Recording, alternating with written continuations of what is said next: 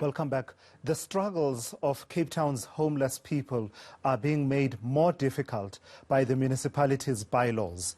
The lobby group Ndifuna Ukwazi says the bylaws criminalize homelessness.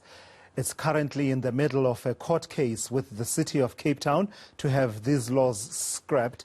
eNCA's Monique Mortlock joins me now from Cape Town for an update. And Monique, you spoke to someone who is currently homeless, who had her belongings removed by police. Tell us a bit more about that conversation. Yes, and this woman, Jayceline Pillay, who also goes by the name of Daphne, lives here in Hope Street, which is behind me. We spoke to her right before it started, drizzling. She and her partner are under some covers. It's an icy day here in Cape Town, and what she experienced about a week ago, she said that she's been living with HIV for the last 2 years, and she relies on an antiretroviral medication. And what happened last week, while law enforcement officers were carrying out removal operations in another part of the city in Sea Point of homeless people there, they were doing the same here in Hope Street. And but here in Hope Street, it seems, according to Jayceline, they were only focusing on certain individuals, her included, and she explained to us that they even took her medication. Let's just take a listen to her as she explains what transpired about a week ago. Last Monday at around 11 a.m., the law enforcement and the CCID was here at my place, removing all my stuff, my medication and all my personal belongings. And they actually said to me that this is dirt, that they're just here to do a cleanup. So I asked them, but there's so many other people here, why don't you touch anything? So the guy said to me from the law enforcement, I need to get a tent so that they won't be doing this to me anymore.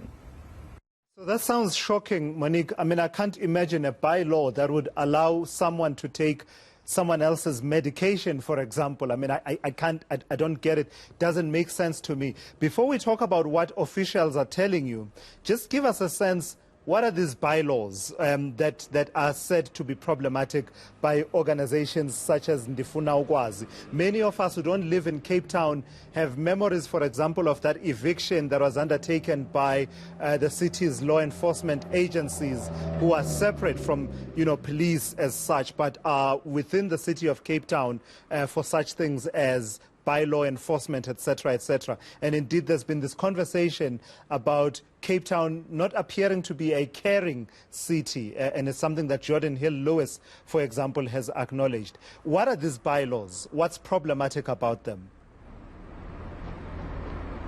So these are bylaws that fell into the spotlight a little earlier this year when Ndifuna Ukwazi took up the plight of about 11 homeless people after they were fined for various incidents. For example, Jayceline, she was last week fined 300 Rand for disposing of goods in public. And these are bylaws relating to the use of streets, public spaces in the city, and also waste management disposal. Now, Ndifuna Ukwazi is arguing that these bylaws seem to be criminalizing those who have no option but to live on the street and who have no option but to conduct certain necessary functions out in public because they do not have ablution facilities.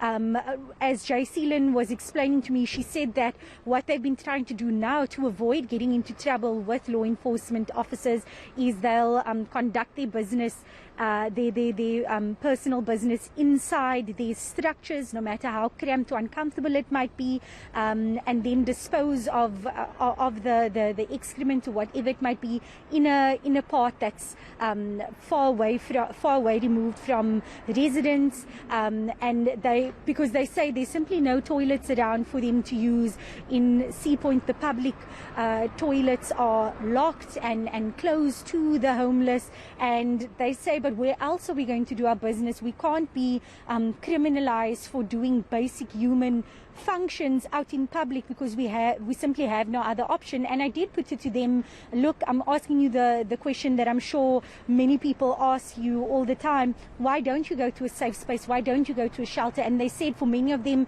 they don't even have the 10 Rand or the 15 Rand that's asked of them at these different spaces. And there's also not enough space for them in shelters here in the CBD where they're trying to stay to seek job opportunities in the CBD. And as one social activist who was a former homeless person, Carlos Mesquito, was telling me a little earlier that these shelters are often not geared for people who want independence. And so this is the problem that we are sitting with.